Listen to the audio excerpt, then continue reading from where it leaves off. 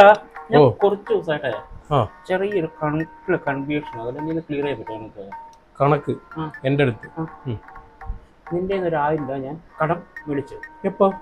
എടാ സങ്കല്പം ഞാൻ പറഞ്ഞില്ലേ, അതെന്നെ കളഞ്ഞു പോയി. കളഞ്ഞു? ഞാൻ രമേശിന്റെ ഒരു 500 രൂപ കടം മേടിച്ചു.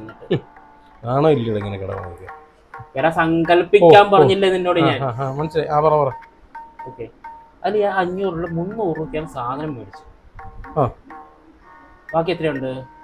200 രൂപ. 200 രൂപ. അല്ല 100 രൂപ നിനക്ക് തന്നു. എനിക്ക് 100 രൂപ രമേശിനും കൊടുത്തു. ഇനി നിനക്ക് എത്ര തരണം? ഞാൻ ക്യാഷ് പോയിട്ട് 900 രൂപ തരണം. രമേശിനോ 400. അപ്പൊ 900 400 1300. എത്ര രൂപയ്ക്ക് സാധനം മേടിച്ച്? 300. അപ്പൊ എത്രയായി? 1300 എത്രയായി? അതുപോലെ നിനക്കറിയത്തില്ല. ഞാൻ ഫസ്റ്റ് ആളോടെ ചോദിക്കുന്നത്. 1600. 100 അങ്ങനെ അധികം വന്നു. 1500 രൂപ മേടിച്ചുള്ളൂ. 100 അധികം? അതുമല്ല, നിന്റെ പേഴ്സിനകത്ത് അധികം ഇരുന്നായിരിക്കും. ഇല്ലെന്ന്. നിന്റെ പ്രശ്നം ആ 100 രൂപ അധികം ഇരിക്കുന്നതാ. 100 രൂപ കയ്യിലുണ്ടോ ഇപ്പോ?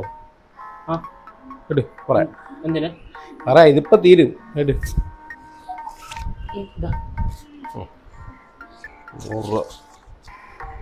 രൂപ എനിക്ക് തന്നു. ബാക്കി 900 രൂപ എനിക്ക് എപ്പോ തരും? 900 രൂപ? നീ എന്റെ 1000 രൂപ വാങ്ങിച്ചല്ലേ പറഞ്ഞേ? സങ്കല്പല്ലേ.